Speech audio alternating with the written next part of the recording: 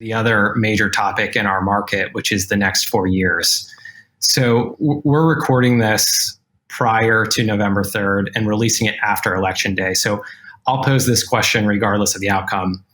What's top of mind for government leaders right now? And how might their focus shift over the next few months? Suzette, when we met in preparation for this call, I really appreciated your thoughts on this. So I'll start with you here. Oh, thanks. Well, and Frank, when we were prepping for this call, I know that I shared and believe very passionately that technology modernization and citizen services are on any agenda. It does not matter.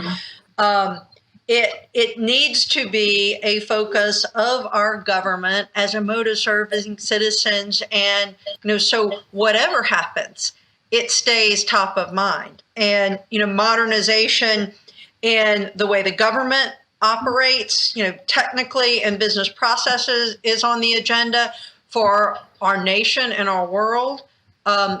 America being a leader in AI and use of data is critically important.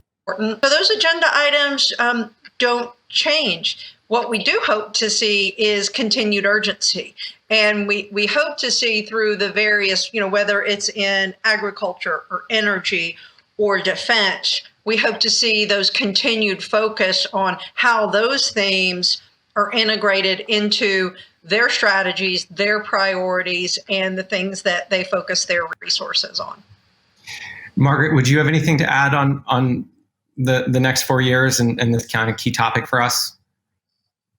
I think that the main thing is, in addition to the things that Suzette mentioned, agility in all of our government capabilities, the ability to respond to a world that is increasingly volatile, uncertain, complex, and ambiguous.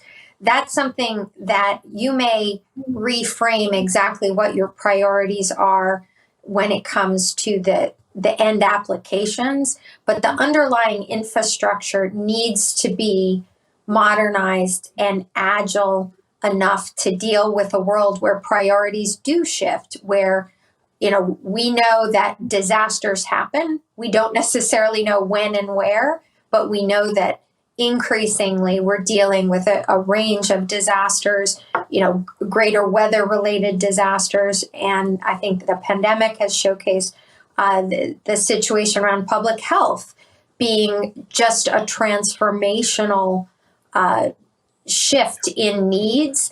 But the underlying infrastructure that can support that, if it's agile, it doesn't need to know what the end outcome is. It needs simply to be ready to respond.